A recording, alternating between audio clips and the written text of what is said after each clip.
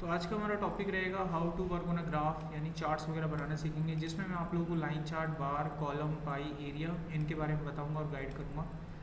Charts के ऊपर जो अलग अलग कंपोनेंट होते हैं उनके बारे में हम पढ़ेंगे। टाइटल क्या होता है, axis, vertical, horizontal, legend, data label, table क्या होता है, वर्टिकल हॉरिजॉन्टल ग्रिड लाइंस क्या होती हैं, कहाँ से ऑन ऑफ होती हैं, क्या मतलब होता है इनका। उसके बाद हम चार्ट को बनाना सीखेंगे, चार्ट को एक शीट से दूसरी शीट पर मूव करना सीखेंगे, चार्ट शीट पर बनाना सीखेंगे, चार्ट को कस्टमाइज भी करेंगे, डाटा कम ज़्यादा होगा तो कैसे रिफ्लेक्ट करता है, कोई बढ़ाते हैं तो कैसे करते हैं। तो ये सारे हमारे बेसिक चार्ट्स होंगे। चलिए स्टार्ट करते हैं। तो सबसे पहले डेफिनेशन देखिए चार्ट्स का।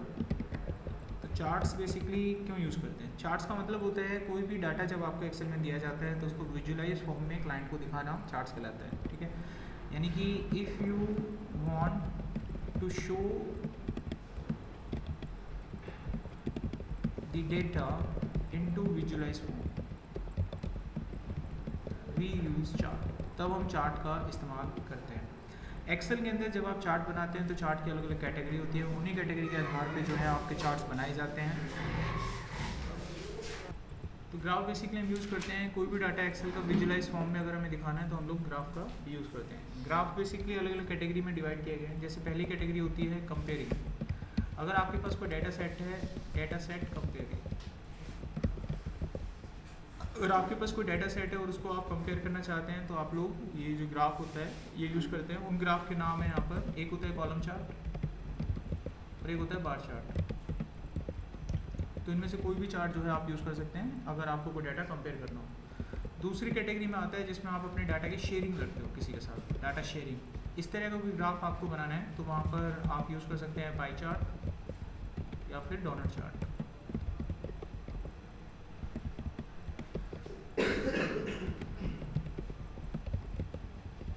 एक और ग्राफ होता है आपके पास जिसमें एक सिंगल डाटा सेट होता है बट उसकी वैल्यू फिक्स नहीं होती, वो लगातार चेंज होती है। Data set that changes it's on value at regular interval of time. तो उस केस में हम लोग यूज़ करते हैं या तो स्कैटर चार्ट या फिर लाइन चार्ट या फिर एरिया चार्ट। तो ये तीन तरह के चार्ट वहाँ पर यूज़ किए जाते हैं। तो ये कुछ ये चार्ट हैं जिनको हम पढ़ेंगे, सारे बेसिक चार्ट्स हैं, इनको एक एक करके हम देख लेते हैं।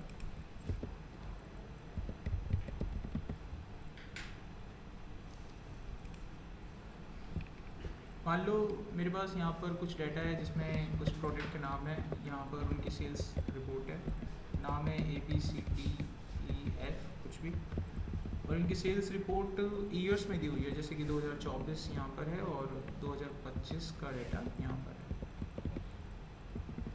अब हमको इन प्रोडक्ट की सेल्स यहाँ पर आपस में करनी है कंपेयर। तो एक नंबर में इनका सबका डाल देता हूँ। इनकी सेल 1 और 10 के बीच में हुई है सभी। अब मुझे इनको ग्राफ को कंपेयर करना है। ए जो प्रोडक्ट है 2024 और 25 के कंपैरिजन में कितना बढ़ा कितना कम हुआ, ये हमको देखना है। 35 लिख दिया सर आपने, 25 कीजिए। अच्छा, ऑटो फिट हो गया होगा सर। अच्छा, वैसे इनसे क्या ही फर्क पड़ना है यार, मैं कौन सा सच्ची का डाटा यूज कर रहा हूँ। ये क्या ही फर्क पड़ना है, इनसे तो रियल डाटा तो है नहीं, बस समझने के लिए सर बच्चे तो लग जाते हैं। बच्चों को क्या, बच्चों तो मैं जानता हूँ कैसे हैं। अब देखो यहाँ पर हमने डाटा लिया। अच्छा, ये हमारे पास डाटा आ गया। अब हमको इसका बनाना है ग्राफ, ठीक है भाई। तो क्या करो, आप ये पूरा टेबल ऐसे सिलेक्ट कर लो, इंसर्ट में जाओ। इंसर्ट में जाने के बाद पहले ये देखो कि जो 2 ईयर हैं जिनको आपको कंपेयर करना है, जैसे ये 2 ईयर हैं, इन्हें आप कंपेयर करना चाहते हो और तो कोई तीसरी चीज़ नहीं है। तो डाटा को देखकर अगर आपको आइडिया लग जाए कि ये किस तरह का डाटा है तब तो ठीक है। मान लो अगर आपको आइडिया नहीं लग रहा है कि ये किस तरह का डाटा है तो एक्सेल आपको एक ऑप्शन प्रोवाइड करता है, उसको बोलते हैं रिकमेंडेशन चार्ट। क्या बोलते हैं उसको हम? रिकमेंडेशन। आप एक्सेल के पास जाओ, रिकमेंडेशन ले लो, एक्सेल आपको रिकमेंडेड कर देता है कि जो डाटा है इसके लिए कौन सा चार्ट बेहतर होगा। अब रिकमेंडेशन चार्ट कहाँ मिलते हैं?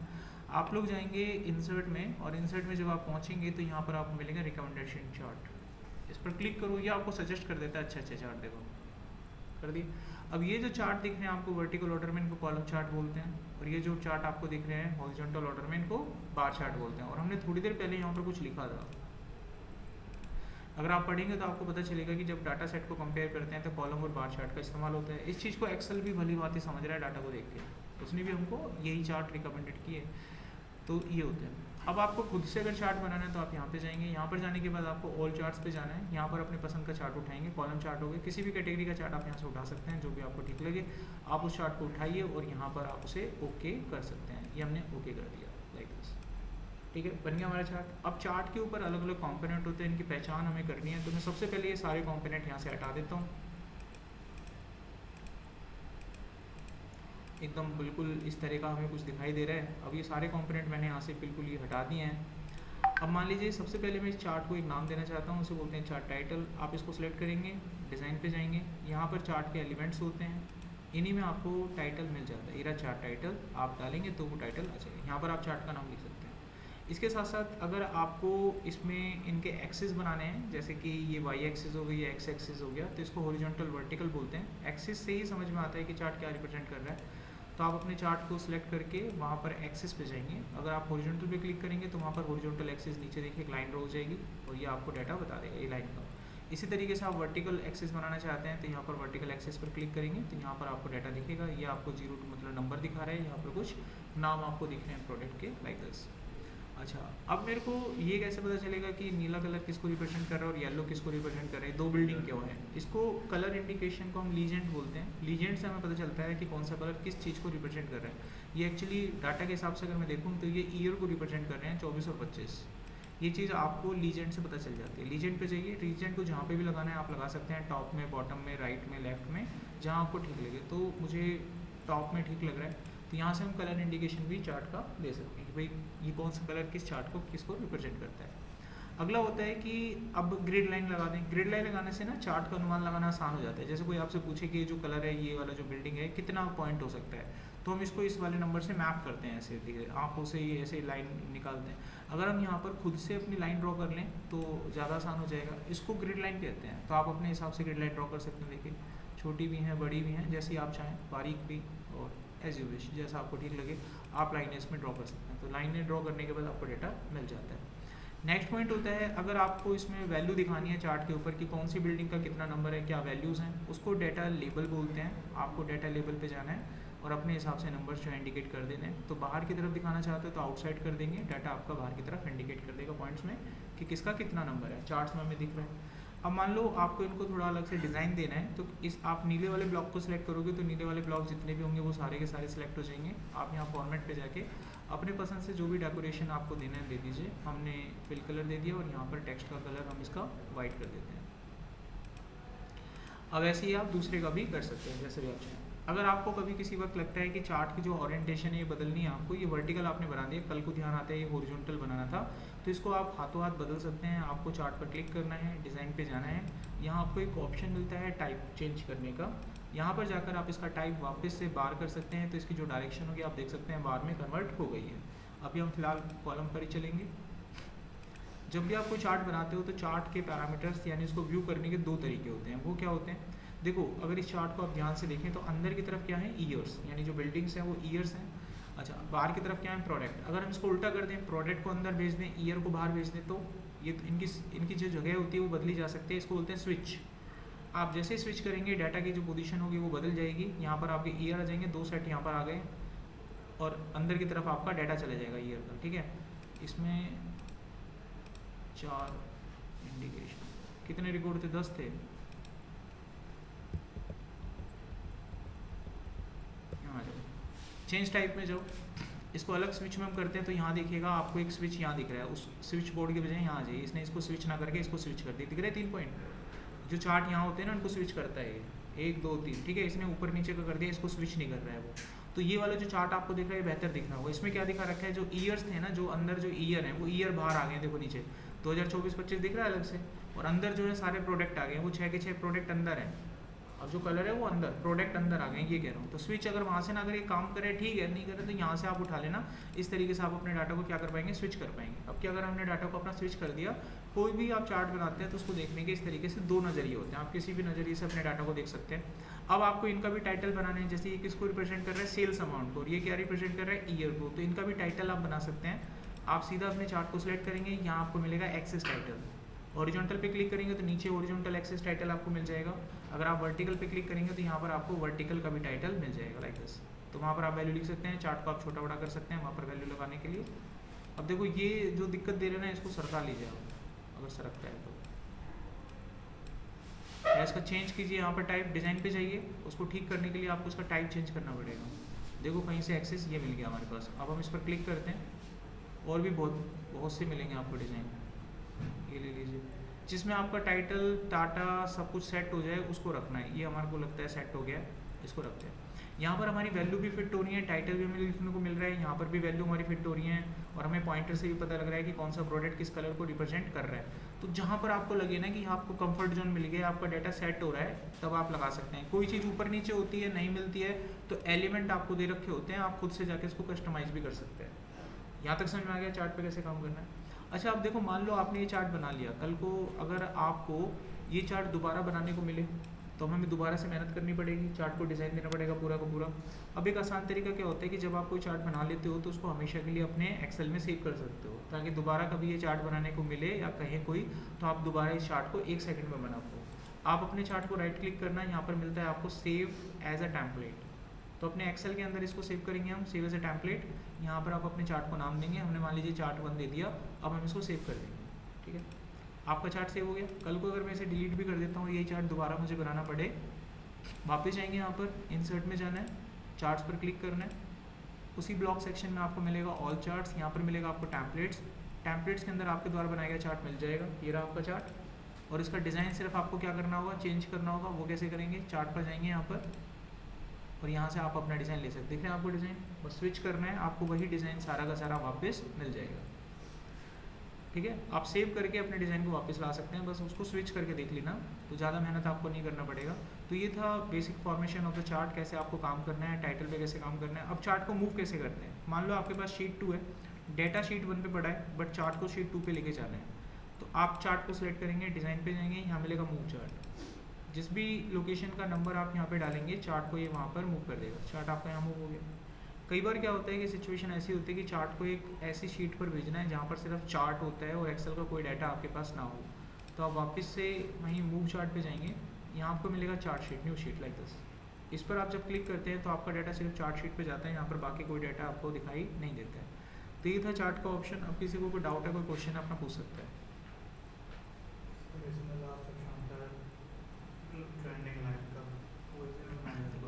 अब आ जाइए, लाइन ट्रेंडिंग नाम का एक ऑप्शन होता है, उसको कहाँ यूज़ करते हैं। उसको हमेशा जब भी आप यूज़ करेंगे, वो बेसिकली यूज़ होता है जब आपके पास लाइन चार्ट होता है। किस तरह का चार्ट होता है, लाइन चार्ट। लाइन चार्ट में ट्रेंड लाइन का इस्तेमाल होता है, नॉर्मल चार्ट में नहीं होता।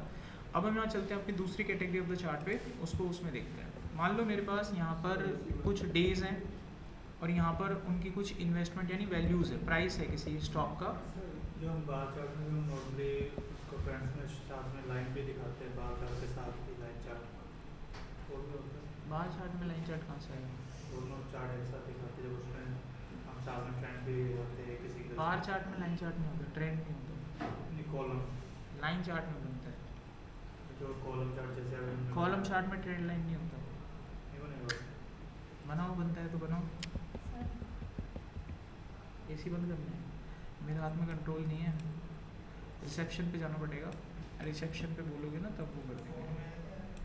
रिसेप्शन फ़ोन रेडमी का होना चाहिए, फ़ोन की भी रिक्वायरमेंट है रेडमी। अच्छा देखो यहाँ पर, अभी मैं यहाँ पर कुछ स्टॉक वैल्यू डाल देता हूँ, आप ना इधर आ जाओ, इधर नहीं लगेगी।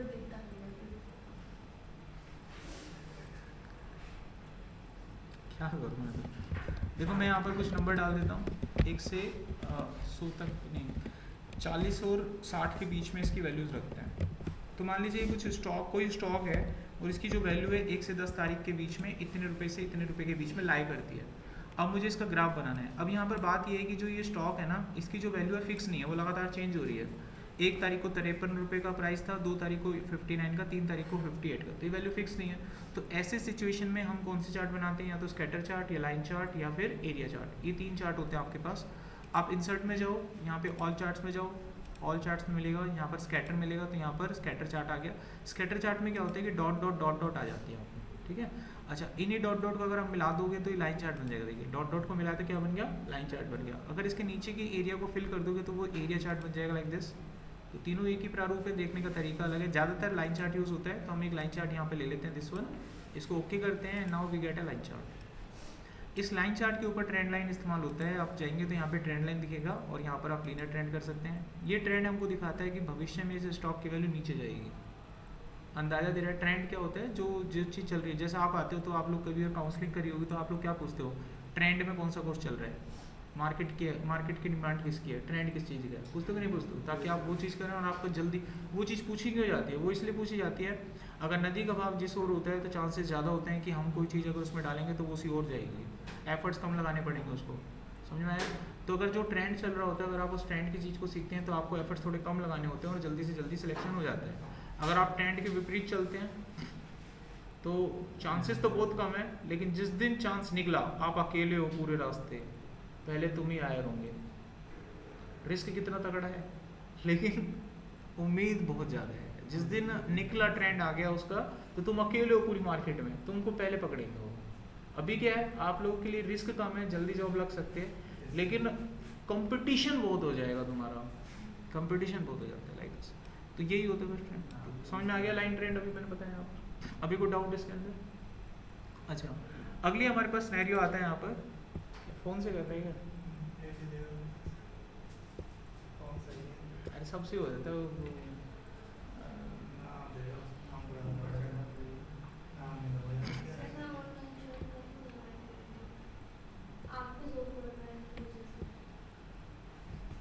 देखिए। अब जो हमारे पास अगला टॉपिक है that is the spark line graph. Spark line graph में एक्चुअली क्या होता है कि इसमें हम एक सेल के अंदर चार्ट बना देते हैं, छोटे से सेल के अंदर। अब देखो सेल कितना छोटा है, मतलब इसका क्या ही वैल्यू है। अभी हमने चार्ट बनाया था, इतनी बड़ी जगह ले रहा था।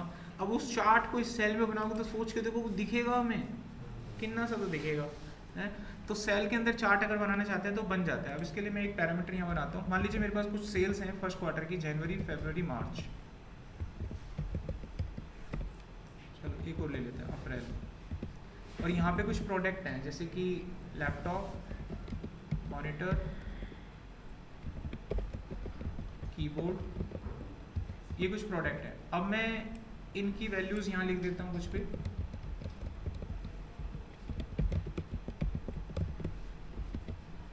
तो हमने यहाँ पर कुछ वैल्यूज़ लिख दिया। अब इनका जो ग्राफ है ना वो मुझे यहाँ पे बनाना है सेल के अंदर। तो यहाँ पे हम इनका जो ग्राफ है वो ड्रॉ करना चाहते हैं। तो यहाँ ग्राफ कैसे बनेगा, आपको सिंपली क्या करना है, सेल को सिलेक्ट करना है, इंसर्ट पे जाना है। तो यहाँ पर एक सेक्शन मिलता है स्पार्क लाइन, फिर 3 तरह के ग्राफ आप बना सकते हैं। लाइन ग्राफ क्लिक करेंगे, डाटा बताएंगे इसको। तो लैपटॉप का हमने डाटा दिया, ओके किया, तो यहाँ पर एक लाइन ग्राफ आपको बना के ड्रॉ करके दे देगा। एक ग्राफ आपने बना लिया, दूसरा बनाना है तो आप ड्रैग कर सकते हैं, तो दूसरा ग्राफ, तीसरा ग्राफ अपने आप बन जाएगा। अगर आप इस ग्राफ को चेंज करना चाहते हैं, कोई और बनाना चाहते हैं, तो आप इसको सिलेक्ट करेंगे, यहाँ पर इसके टाइप में जाएंगे, कॉलम पे क्लिक करेंगे तो एक कॉलम बन जाएगा। अब सवाल खड़ा होता है कि मैंने तो एक को करना था, ये तीनों को क्यों कर रहे हैं। The point is that all of they are connected. आप इसको सिलेक्ट करके यहाँ से अनग्रुप करेंगे तो ये अनकनेक्टेड हो जाएगा। अभी आप इसको कॉलम करेंगे, कॉलम बन जाएगा। अच्छा, इसमें एक चार्ट हो रहा है विन लॉस का। इसका क्या मतलब होता है, मान लीजिए एक महीना था जिसमें आपको लॉस हो गया। मान लीजिए फरवरी के महीने में आपको कुछ यूनिट का लॉस हो गया, तो इसमें एक महीना आपका लॉस में गया। तो कितने महीने आपको लॉस हुआ, कितने महीने प्रॉफिट हुआ, इस चीज़ को अगर दिखाना चाहते हो तो विन लॉस से बेहतर चार्ट नहीं है। जो बिल्डिंग नीचे की तरफ जाएगी वो लॉस को दर्शाती है, जो ऊपर होती है वो पॉजिटिव यानी आपके विन को दर्शाती है। तो इस तरीके से हम अपने ग्राफ को बना सकते हैं। कभी भी कोई सेल में ग्राफ बनाना तो क्या बनाएंगे हम, स्पार्क लाइन। इसमें 2 फायदे, एक तो छोटी जगह में चार्ट बन जाता है, दूसरा इसको मूव नहीं कर सकते। वो चार्ट इधर उधर हो जाते हैं, मूव हो जाते हैं, वो मूव नहीं कर। इसका ड्रॉबैक क्या है, इसके अंदर एलिमेंट नहीं होते। जैसे उस चार्ट में एलिमेंट थे ना, लीजेंड था, टाइटल था, दुनिया भर की चीज़ें थी, इसमें एलिमेंट नहीं होते। अरे एलिमेंट अगर मानकर चलो होते तो ये दिखता ही कहाँ, इसमें जगह कहाँ है एलिमेंट की। तो इसलिए इसके अंदर एलिमेंट नाम की कोई चीज़ नहीं होती। इसको कब यूज़ करें, जब आपको कोई कंपनी बहुत सारा डाटा दे दे और साथ में बोले इन सभी डाटा का ग्राफ भी बनाओ। तो अलग अलग ग्राफ बनाने अगर लग गए आप, तो कंपनी को कभी एक्सप्लेन नहीं कर पाओगे ये डाटा कैसे कैसे आ रहा है। आप उनके बगल में छोटा सा ग्राफ बना दीजिए स्पार्क लाइन करके, एक बार बना दीजिए, फिर ड्रैग कर दीजिए, सबका ग्राफ एक साथ बन जाएगा। समझिए, तो यहाँ पर हम स्पार्क लाइन यूज़ करते हैं। अभी कोई डाउट किसी बच्चे को? ये हमेशा सिंगल लाइन पे बनता है। सिंगल लाइन में बनेगा, मतलब सिंगल सेल में बनता है डाटा भी सिंगल लाइन ना। हाँ, सिंगल लाइन में मल्टीपल डाटा का नहीं बना सकते आप, ऐसे करके डाटा सेलेक्ट करके नहीं दे सकते इसको।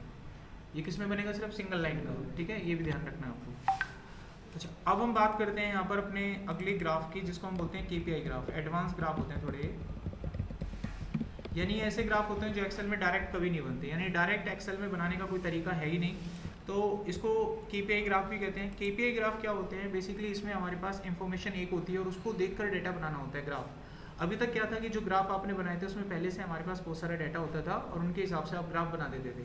बट केपीआई ग्राफ में डाटा ही एक होता है। मान लीजिए किसी बच्चे की परफॉर्मेंस है, उसकी परफॉर्मेंस लिख देता हूँ, परफॉर्मेंस। अब मान लीजिए उसकी परफॉर्मेंस 90% है। अब इसका ग्राफ हमें बनाना है। एक डाटा और ग्राफ कैसे बने तो प्रॉब्लम होगी, इसी को केपीआई ग्राफ बोलते हैं। तो इसको बनाने का तरीका क्या होता है? उसकी परफॉर्मेंस कितनी है और कितनी नहीं है, जो अचीव कर सकता था लेकिन नहीं कर पाया, कितनी है वो, तो वो 10% निकाल लो यहाँ पे। कैसे निकालेंगे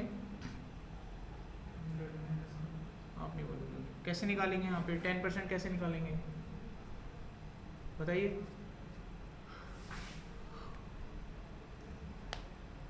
सोचो। 1 माइनस कर देंगे सर। तुम तो सीनियर बच्चा है जल्दी बता, ये बाकी बच्चों का क्या होगा बेटा? अब ये 90% है, अब मेरे को बाकी का 10% निकालना है कैसे? ये सवाल पता है मैं कभी भी चलेगा तो मैं टोकता जरूर हूँ। क्यों टोकता हूँ? क्योंकि एक अनुमान लग चुका है मेरे को यहाँ पे, काफ़ी बार मैंने देखा है कि गुड़गांव के जो बिगनर जो है, देखो इसने बताया अभी रोहित ने, ये क्यों बता पाया? क्योंकि इसने ऑलरेडी पढ़ा हुआ है स्टार्टिंग में, तो ये भी फंसा हुआ है।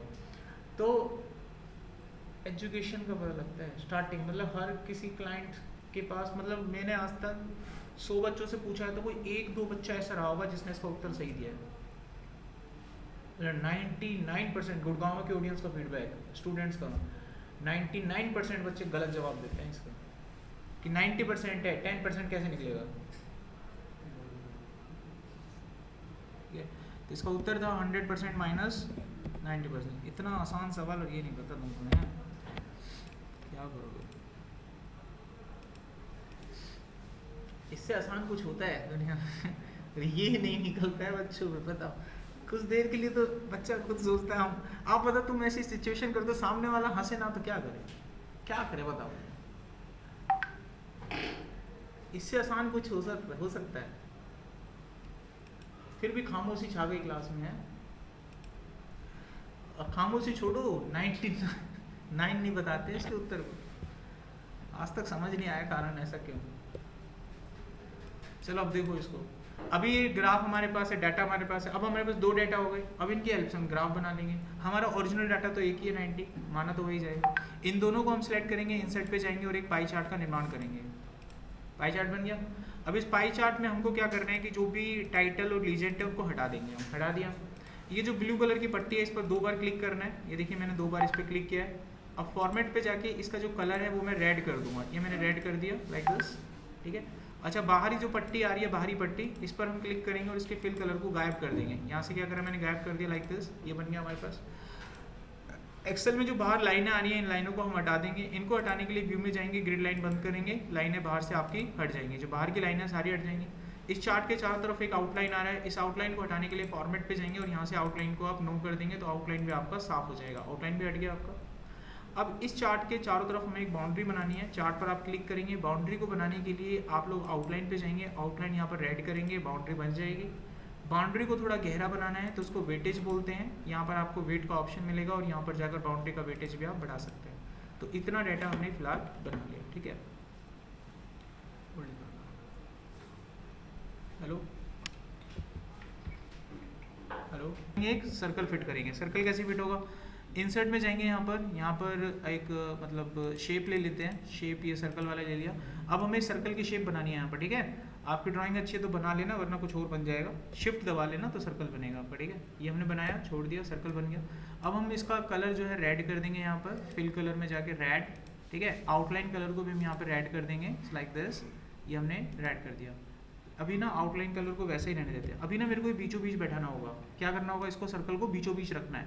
आप बता देना जब भी बीच में आ जाए तो। अभी हो गया बीच में? अरे बताओ यार, हो गया, ठीक है। तो ये बीच में यहाँ पर हमने रख दिया है। लेकिन देखो, अगर आपको लगे कि यार ये बीच में है नहीं है, कन्फ्यूजन है, ठीक है, दिक्कत है, तो इन दोनों को सिलेक्ट करो। आप पहले दोनों को सिलेक्ट करो, यहाँ फॉर्मेट पे जाओ, अलाइनमेंट होता है, आप सेंटर में करो। अगर ये हिला तो ये बीच में नहीं था तो अच्छा एक बार अगर हमने इसको मिड करा, अगर अब भी हिला तो हम वहां भी गलत थे, मिड में भी नहीं था वो, हम पूरी तरह से गलत थे भाई। अभी ठीक हो गया, अब ये बिल्कुल बीचों बीच है। अभी क्या कर रहे हैं, इसका आउटलाइन में हम यहाँ से हटा देंगे, सो ये कुछ ऐसा बन जाएगा। अब इसमें पे हम एक इफेक्ट डालेंगे, बना बनाया इफेक्ट होता है प्रीसेट। पहला इफेक्ट ये उभरते हुए बटन के आकार का दिखता है, देखो एक बटन के आकार का उभरता हुआ दिखेगा आपको आउटलाइन में। अब हम इस वैल्यू को इसके बीचों बीच लिख देंगे। इस वैल्यू को इसके बीचों बीच लिखने के लिए इंसर्ट में जाएंगे और यहाँ पर एक टेक्स्ट बॉक्स का यूज़ करेंगे। और इस टेक्स्ट बॉक्स में हम यहाँ पर एक मतलब कुछ ऐसे ड्रॉ करेंगे, यहाँ पर लाइक दिस। यहाँ पर हम फॉर्मूले बार में जाएंगे, इक्वल टू करके इस वाली वैल्यू को कनेक्ट करेंगे तो यहाँ पर 90% अपने आप आ जाएगा। अब इस वैल्यू को हम अपने आप से सेंट्रलाइज कर देते हैं। आपको इसे बोल्ड करना है और थोड़ा डिज़ाइन कर देना अपने हिसाब से। अच्छा ये जो शेप है, इसके पीछे जो कलर आ रहा है वाइट कलर, वो हटा देंगे हम। इसके आउटलाइन का कलर भी हम यहाँ से हटा देंगे। इसके फ़ॉन्ट का कलर हम यहाँ पे वाइट कर देंगे। तो देखिए हमने वो चार्ट जो है बना के तैयार कर दिया है और दे दिया है अपने बॉस को। अब वो यहाँ पे डाल के देख ले वैल्यू, ये रिएक्ट करेगा। अब दोबारा इसको जब बनाओगे तो डायरेक्ट तो नहीं बनेगा, वीडियो देख के बनाना होगा। डायरेक्ट नहीं बनेगा, क्या क्या हुआ क्या पता हो तुमको, ठीक है, नहीं पता चलता है। जब आप वीडियो देखेंगे तो बन जाएगा। अब ये बिल्कुल परफेक्टली जैसा आप चाहते हैं वैसा ही रिएक्ट करेगा, किसी की परफॉर्मेंस वैसे ही बताएगा। लाइक दिस, समझ में आ गया? मतलब देख लिया ना, समझना तो बेकार ही है, क्या समझोगे? ये तो देख के ही बनेगा, डायरेक्ट नहीं बन सकता। मेरी किसी ने हेल्प करी क्या है? कैसी खुद ही करनी पड़ेगी, एक्सेल में बना बनाया होता ही नहीं। मैंने पहले ही बताया था, बनाया था जब चार्ट। अब जो चार्ट आप बनेंगे वो डायरेक्ट एक्सेल में नहीं होते हैं, आपको एक क्रिएटिविटी से बनाना पड़ता है। आप यहाँ बैठे हो ना, आप मुझसे दुनिया में जो भी चार्ट होता है कुछ भी बना दूंगा, ऐसे ही बनेंगे आप तो, से क्रिएटिविटी से, ठीक है। एक और बना के सिखाएं। ये क्या मतलब है टाइम? इच्छा है पढ़ने की तो सिखाते हैं, टाइम से थोड़ी ना। कर लेंगे, बढ़ाओ एक और।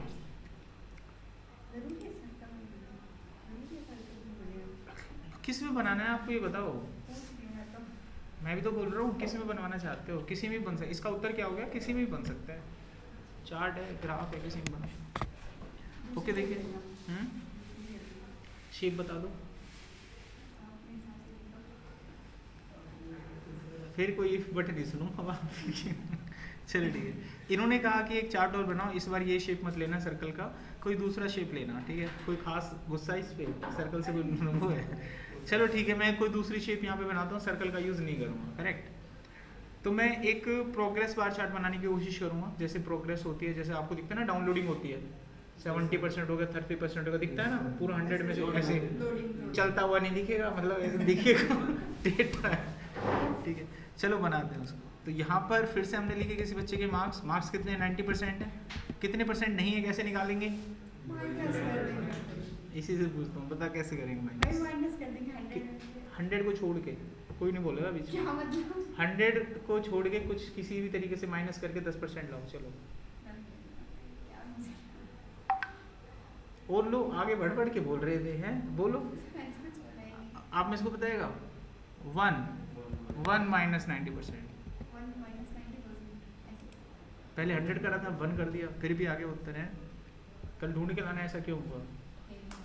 ठीक है, 100 में से भी 10% आया, जब 1 में से करा तब भी 10% आया। जो आपने पहले बोला था तो आप ऐसे कहते हो 99% फेल हो गए, उसमें क्या था जो 99%? अभी तुम नहीं हुए इसमें नहीं, पहले वाले में। इसमें ही हुए ना फेल, किसी में भी हुए। पहले भी तो फेल हुए थे, पहले भी चुप थे। पहले पता था तो चुप थे, लेकिन चुप थे। अरे चुप का मतलब क्या होता है? जो सवाल करे और बच्चा चुप हो तो इसका मतलब क्या होता है? फेल। बोलना चाहिए ना, मुंह से बोलना चाहिए। देखो वो सच का साथ दे रहा है, समझ रहे हो बात? उसका उससे कोई मतलब नहीं है। देखो सामने यहाँ पर ये हमने डाटा सेलेक्ट किया, इसका ग्राफ बनाना है। इंसर्ट पे जाएंगे और इस बार हम जो है ना प्रोग्रेस बार के लिए एक चार्ट ले लेते हैं। तो ये ले लेता हूँ एक, ठीक है, बन गया। अब इसको थोड़ा ठीक करते हैं। ठीक इन द सेंस ये क्या है? 84 से ये 0 से 100 चलना चाहिए ना।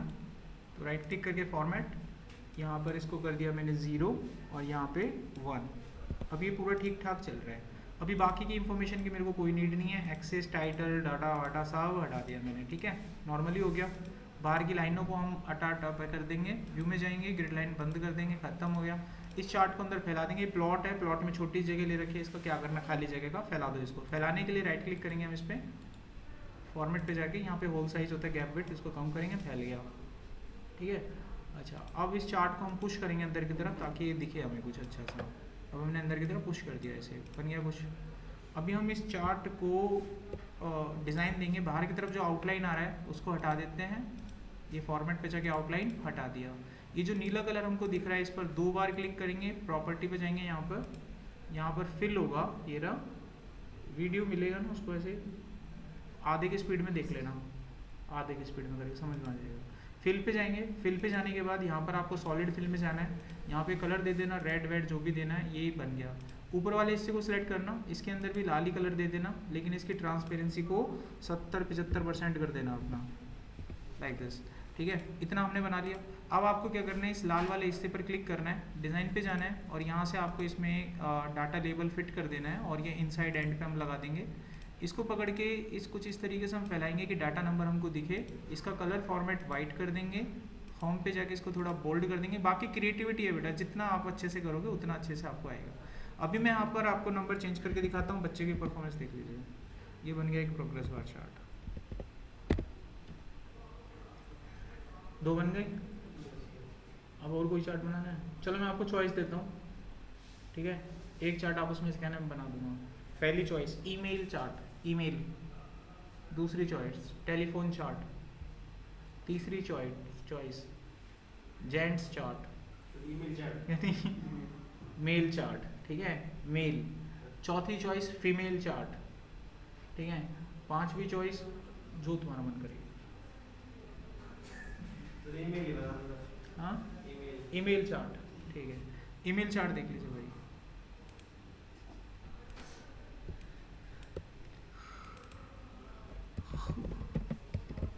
तो ईमेल चार्ट बिल्कुल इसी के ऊपर हम बनाएंगे। इसकी वैल्यू को यहाँ से हम डिसमिस कर देंगे यहाँ पर, और ये वाला जो एरिया हमने लिया था इसको हम नो फिल करके चलेंगे, तो बिल्कुल ब्लैंक हमें रखना है ये, लाइक दिस। हो क्यों नहीं रहा ब्लैंक?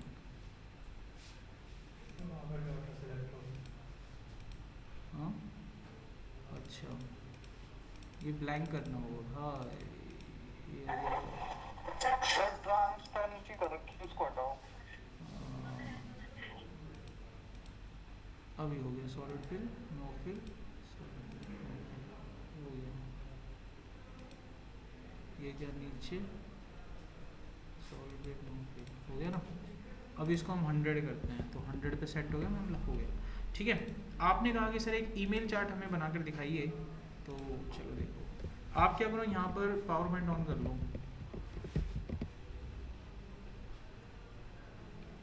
पावर पॉइंट ऑन करने के बाद इसके लेआउट को बिल्कुल ब्लैंक कर दो।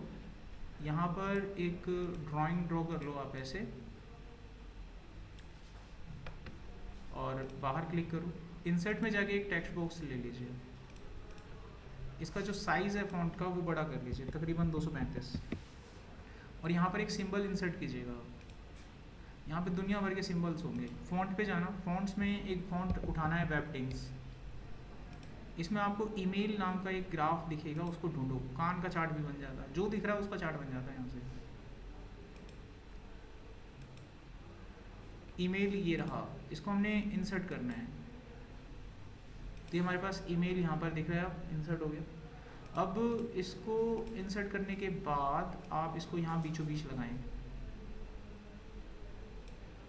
कंट्रोल ए दबाना है, फॉर्मेट पे जाके इसको कंबाइन करना है। यहाँ पे ये दोनों कंबाइन हो जाएंगे ऐसे। अब इसमें वाइट कलर फिल कर लेना, इसके आउटलाइन को लाल कर देना, इसको कॉपी करना है यहाँ से, और कॉपी करने के बाद यहाँ पे पेस्ट करना है, but paste as a picture करना। पिक्चर में क्रॉपिंग चल जाएगी, फॉर्मेट पे जाओगे क्रॉपिंग मिल जाएगा। क्रॉपिंग से मैं इसके बॉर्डर को हटा सकता हूँ। मेल चार्ट इतना ही रखूँगा मैं, या ऊपर का भी देना है तो ले लो। चलो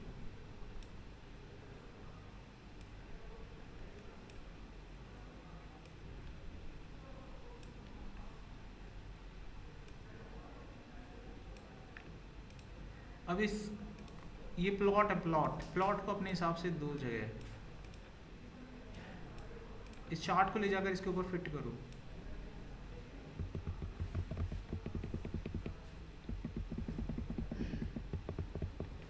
और इसको ऊपर की तरफ पुश करो,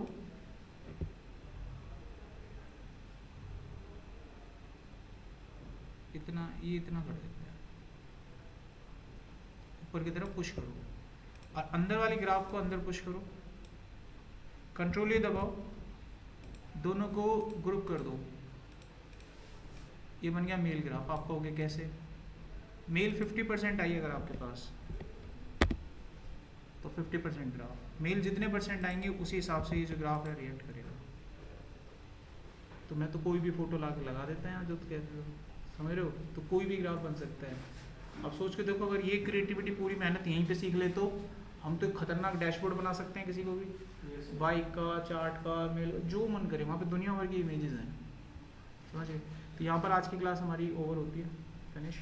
तो अब आपके सिर्फ 2 टॉपिक बचते हैं, पिवट टेबल और मैक्रो, उसके बाद एक्सेल आपका खत्म हो जाएगा। क्लास ओवर होता है।